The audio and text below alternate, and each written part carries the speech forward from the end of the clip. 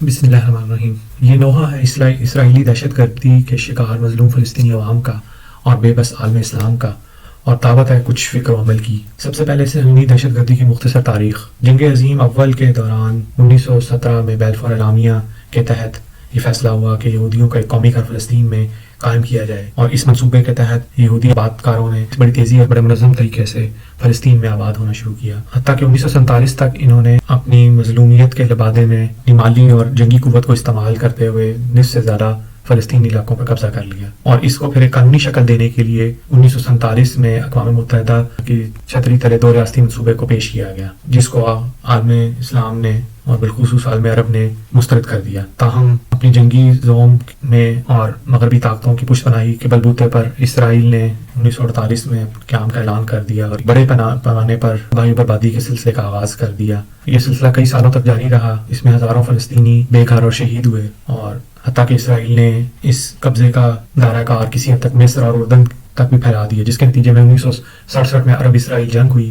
جس کے نتیجے میں مصر اور اردن نے تو اپنے علاقے کسی حد تک خالی کروا لیے، لیکن عملی طور پر اس جنگ میں اسرائیل کا پلڑا بھاری رہا اور عرب ممالک کو کافی بری شکست سے دوچار ہونا پڑا، جس کے نتیجے میں اسرائیل ایک جنگی قوت کے طور پہ سامنے آیا، اور وہاں سے پھر آباد کاریوں، قید و بند، تذلیل اور ہلاکتوں کا ایک لامتناہی سلسلہ شروع ہو گیا۔ اس وقت فلسطینی ریاست کی موجودہ حالت یہ ہے کہ عملی طور پر یہ دو حصوں میں تقسیم ہے۔ ایک حصہ جو کہ مغربی کنارہ ویسٹ بینک کہلاتا ہے، جس میں یروشلم اور مسجد اقصی جیسے مقدس مقامات بھی شامل ہیں۔ اس حصے کی بھی حالت یہ ہے کہ اس میں 150 کے قریب یہودی آباد کاریاں ہیں اور تقریباً 5.5 لاکھ کے قریب آباد کار قابض ہیں، جبکہ دوسرا ایک ٹکڑا جو کہ 22 لاکھ افراد کی ایک جیل ہے، جو وہ محض 41 کلومیٹر لمبا اور تقریباً 9 کلومیٹر چوڑا ہے، یعنی صرف 360 مربع کلومیٹر کے علاقے پر پھیلا ہے۔ اس ساری دہشت گردی کا تازہ ترین سلسلہ اکتوبر 2023 میں شروع ہوا، جس کی بظاہر ابتدا حماس کے حملے طوفان الاقصی سے شروع ہوئی، لیکن دراصل وہ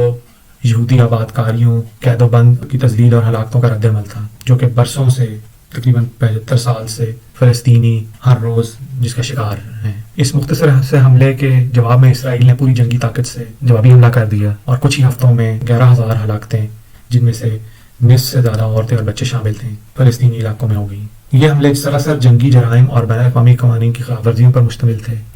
کیونکہ اسرائیل نے بلا تفریق نہتی انسانی آبادیوں، اسکولوں اور حتیٰ کہ اسپتالوں تک کو نشانہ بنایا، اور کچھ ہی ہفتوں میں 18,000 ٹن کے برابر گولہ بارود برسا دیا، اور اس بمباری میں زیادہ تر امریکی ساختہ MK-80 بموں کا استعمال ہوا اور فاسفورس بموں کا بھی استعمال ہوا، جو کہ صریحاً جنگی جرائم کے زمرے میں آتے ہیں۔ اس ساری افسوسناک صورتحال اور اسرائیل کی راست دہشت گردی کے دوران مغربی دنیا کا کردار انتہائی گھناؤنا اور افسوسناک رہا۔ حالانکہ ہمیں توقع تو نہیں ہونی چاہیے تھی، کیونکہ ہمیں یہ پیغام پہلے دے دیا گیا تھا کہ کفر ایک ملت وحدت ہے، تاہم اتنی بڑے دہشت گردی اور جنگی جرائم کے باوجود مغربی ممالک نے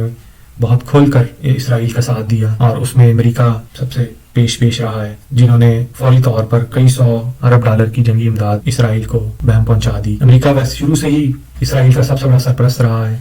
1946 سے لے کے 2022 تک وہ 317 ارب ڈالر کی امداد اسرائیل کو دے چکا ہے، جو کہ سب سے بڑی امداد ہے کسی ملک کو دی جانے والی، اور 1980 سے لے کے 2020 تک وہ اوسطاً سالانہ 4 ارب ڈالر سالانہ کی صرف جنگی امداد دے رہا ہے۔ اور وہ یورپی ریاستیں جو کہ انسانی حقوق کی پامالیوں پہ بہت واویلا مچاتی ہیں، وہ ان سب جنگی جرائم اور دہشت گردی پر نہ صرف خاموش ہیں بلکہ کھل کر اسرائیل کی حمایت کر رہی ہیں۔ تاہم عوامی رد عمل اپنی ریاستوں کے بالکل برخلاف رہا ہے، اور اسرائیل کے خلاف بہت بڑے مظاہرے مغربی ملکوں میں ہی ہوئے اور ہو رہے ہیں، حتیٰ کہ بعض جگہوں پر تو عالم اسلام سے بھی بڑھ کر بڑے مظاہرے مغربی ممالک کی انسان دوست عوام کر رہی ہے۔ اب دیکھتے ہیں کہ عالم اسلام کا کردار کیا ہونا چاہیے اور کیا رہا ہے۔ بظاہر تو اسلامی فکر و عمل کا تقاضا یہ تھا کہ جیسا کہ ہمیں حدیث پاک کے مطابق مسلمان امت کو ایک جسم کی مانند قرار دیا گیا ہے کہ جس کے ایک حصے میں درد ہو تو پورے جسم کو اس کا اثر محسوس ہوتا ہے، اور قرآن کی سورہ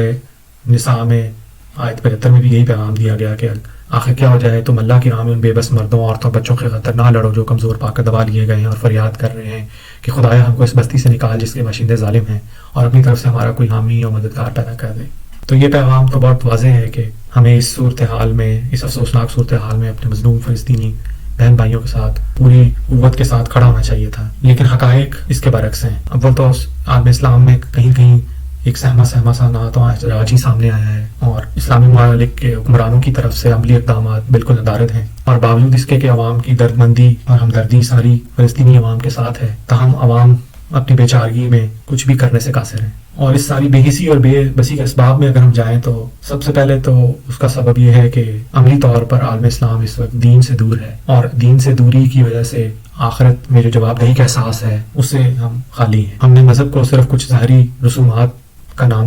دے دیا ہے اور اسی پر اتفاق کیے ہوئے ہیں. دوسرا سبب یہ ہے کہ دنیا سے اور اس کے مال اور اقتدار اور عیش و عشرت سے اس درجہ محبت میں مبتلا ہیں کہ اس کے ذرا سے وقتی طور پر نقصان سے بچنے کے لیے ہم اپنے دین کے اصولوں کو بھی پس پش دے ڈالتے ہیں. تیسرا سبب یہ ہے کہ عالم اسلام اس وقت عملی طور پر وحدت سے عاری ہے اور فرقوں میں بٹا ہوا ہے. اگر ہم مغربی طاقتوں کو دیکھیں تو وہ ایک مضبوط فوجی اتحاد نیٹو میں سیسا پلائی دیوار کی طرح سامنے آ جاتے ہیں. اسی طرح ان کے تجارتی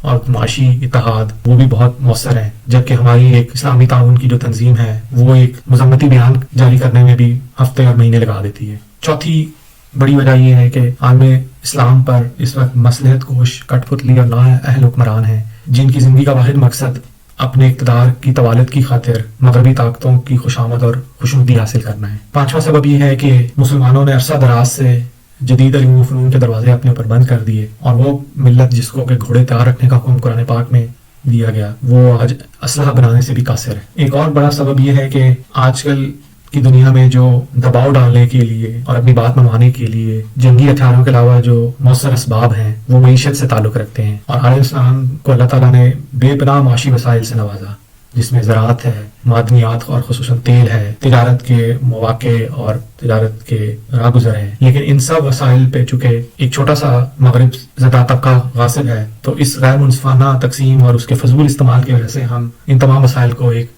مؤثر معاشی قوت کے طور پہ استعمال نہیں کر پا رہے. ان سب باتوں کا خلاصہ یہ ہے کہ عالم اسلام اس وقت اخلاقی اور عملی پستیوں میں گرا ہوا ہے، اور جیسا کہ اقبال نے قدرت کا یہ اصول بڑے اچھے الفاظ میں بتایا تھا کہ تقدیر کے قاضی کا یہ فتویٰ ہے ازل سے، ہے جرم ضعیفی کی سزا مرگ مفاجات.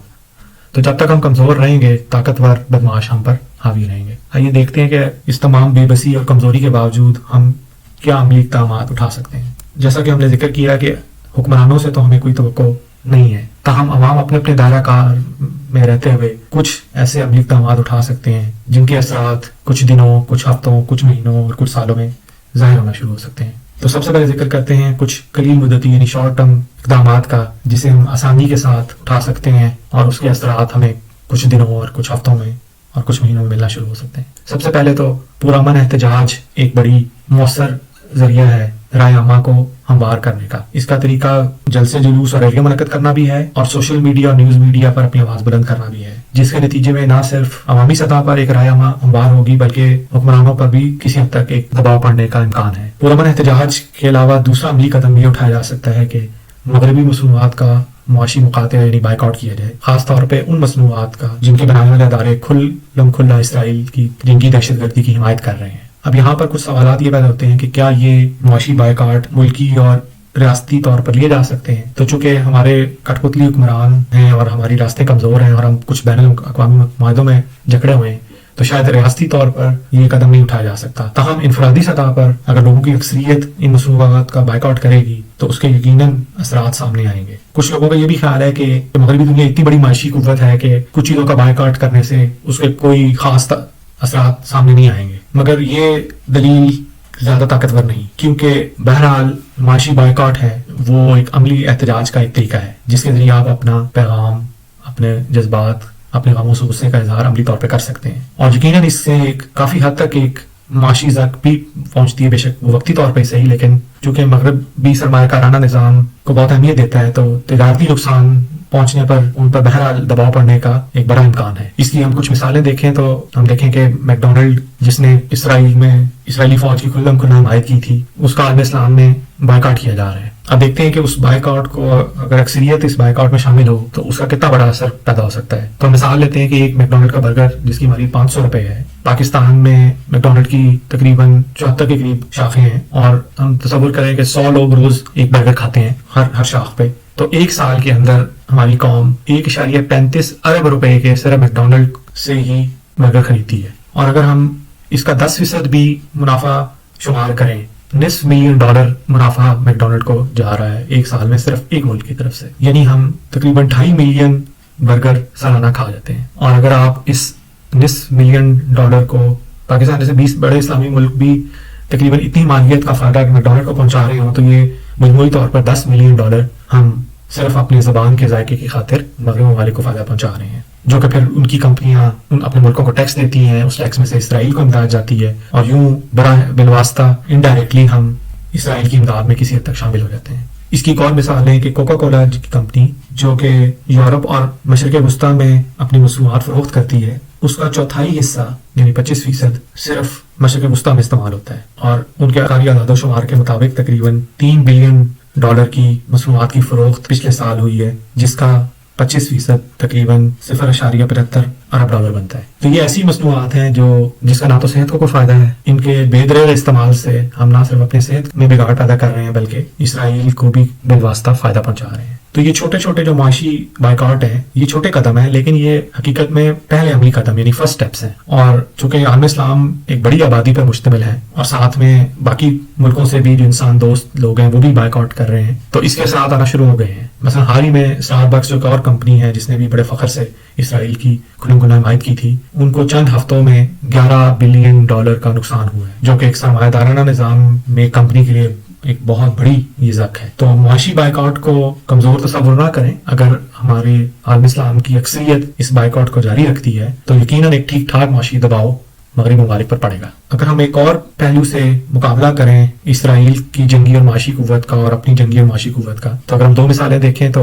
اسرائیل کی آئی ٹی کے شعبے میں جو برآمدات ہیں وہ $50 ارب ہیں، جبکہ پاکستان جو کہ ان گنتی کی چند اسلامی ممالک میں شامل ہے جو کسی حد تک سائنس اینڈ ٹیکنالوجی میں مہارت رکھتے ہیں، ہماری جو برآمدات یعنی آئی ٹی ایکسپورٹس ہیں وہ صرف $2.5 ارب سالانہ ہیں۔ یہ معیشت کی مضبوطی کس حد تک ضروری ہے اس کا اندازہ اس مثال سے لگا سکتے ہیں کہ ایک F-16 جو کہ ہمیں اپنی جنگی صلاحیتوں کے لیے چاہیے ہوتا ہے اور جس کو ہم بڑے منتیں کر کے امریکہ سے لے رہے ہوتے ہیں، اس کی مالیت کا تخمینہ تقریباً $80 ملین ہے، جو کہ $23 ارب بنتے ہیں۔ اس کو سمجھنے کے لیے یہ تصور کریں کہ اگر ایک میک ڈونلڈ کا برگر جس کی قیمت $500 ہو تو تقریباً 4.5 کروڑ برگرز کا پیسہ اگر ہم بچائیں تو پھر ایک F-16 آتا ہے۔ تو اس لیے چھوٹی چھوٹی مصنوعات کا بائیکاٹ اپنی جگہ اہم ہے، لیکن ہمیں کچھ وسط مدتی اقدامات یعنی میڈیم ٹرم جو سٹیپس ہیں وہ لینے کی بہت ضرورت ہے، جو کہ جن کے ساتھ کچھ مہینوں اور کچھ سالوں اور شاید کچھ دہائیوں بعد آنا شروع ہوں گے۔ اس میں سب سے پہلا نقطہ تو یہ ہے کہ ہم سائنس اور ٹیکنالوجی کی بنیادی اور اعلیٰ معیاری تعلیم حاصل کریں، کیونکہ آج کل کے دور کی جو معیشت ہے یا جو جنگی صلاحیت ہے وہ سائنس اور ٹیکنالوجی کے بغیر نہیں مل سکتی۔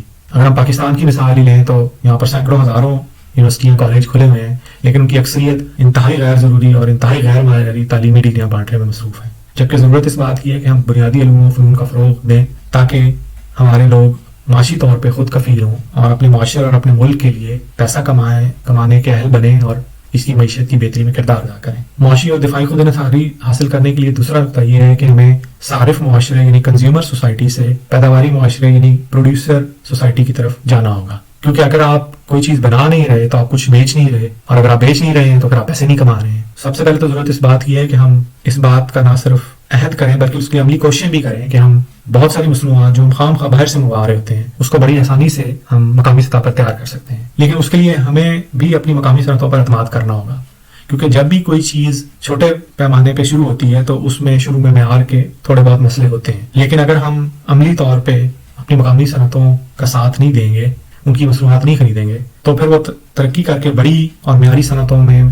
منتقل نہیں ہو سکیں گی۔ تو اس لیے ملی اور دینی غیرت کا تقاضا یہ ہے کہ ہم خود سے مصنوعات تیار کرنا شروع کریں، اور تھوڑا بہت فرق اگر معیار میں ہو تو ہم اپنی مقامی مصنوعات کو ترجیح دیں۔ آخر میں سب سے اہم لیکن سب سے زیادہ مشکل اقدامات کا ذکر کرتے ہیں جو کہ جس پر مسلسل کام کرنے کی ضرورت ہے، تو یہ طویل مدتی یعنی لانگ ٹرم اقدامات یہ ہیں کہ سب سے پہلے تو اپنے دینی تشخص کا احیاء کریں، جیسا کہ ہم نے کچھ دیر پہلے اسباب کا ذکر کیا ہے کہ دین سے دوری سب سے بڑا سبب ہے ہماری پستی کا۔ ہم عملی طور پر قرآن و سنت کی تعلیمات سے دور ہیں اور حقیقت میں زیادہ تر بے دینی یا خود ساختہ اور غیر اخلاقی رسوم و اقدار کے پابند ہیں۔ دین کی اصل روح سے ہم کوسوں دور ہیں۔ جب دینی تشخص پہ ہم اپنے فخر کریں گے تو پھر ہمیں اپنے دین اور اپنی قوم پہ بھی فخر محسوس ہوگا اور اس سے دینی اور ملی وحدت کا فروغ ہونا شروع ہو جائے گا۔ لیکن اس کے لیے ضروری ہے کہ ہم فرقہ پرستی اور ذات پات اور گروہ بندی سے چھٹکارا پائیں اور عدل و انصاف اور مساوات پر مبنی معاشرے اور ریاست کے قیام کی فکر کریں اور اس کے عملی اقدامات بھی اٹھائیں،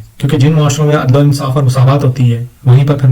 مذہبی رواداری بھی ہوتی ہے، اور وہیں پر دنیاوی ترقی بھی ہوتی ہے، کیونکہ دنیاوی ترقی کی بنیاد علم اور لیاقت پر ہوتی ہے، نہ کہ خیانت، جھوٹ اور خوشامد۔ تو جو ایک مسلسل کرنے والا کام ہے اور جس کے اثرات شاید کچھ سالوں کچھ دہائیوں تک آئیں گے، وہ یہ ہے کہ ہم اپنے دین کی طرف واپس لوٹ جائیں۔ اور اسی کا پیغام ہمارے قومی شاعر نے ہمیں دیا ہے کہ وہ معزز تھے زمانے میں مسلمان ہو کر، اور تم خوار ہوئے تارک قرآن ہو کر۔ یعنی ہم دین سے اس لیے دور ہوئے کہ ہم قرآن و سنت کی تعلیمات سے دور ہو گئے۔ اور پھر وہ اتفاق اور وحدت کا درس بھی یوں دیتے ہیں کہ ایک ہو مسلم حرم کی پاسبانی کے لیے، نیل کے ساحل سے لے کر تابخا کے کاشغر۔ اور عدل و انصاف اور سچائی کی اہمیت پر انہوں نے یوں روشنی ڈالی کہ سبق پھر پڑھ صداقت کا، عدالت کا، شجاعت کا، لیا جائے گا تجھ سے کام دنیا کی امامت کا۔ تو اگر ہم ان تمام ضروری اصولوں پر کاربند ہونا شروع کریں تو امید ہے کہ کچھ دہائیوں تک ہم اپنا کھویا ہوا مقام حاصل کر لیں گے انشاءاللہ۔ دعا کرتے ہیں کہ اللہ تعالیٰ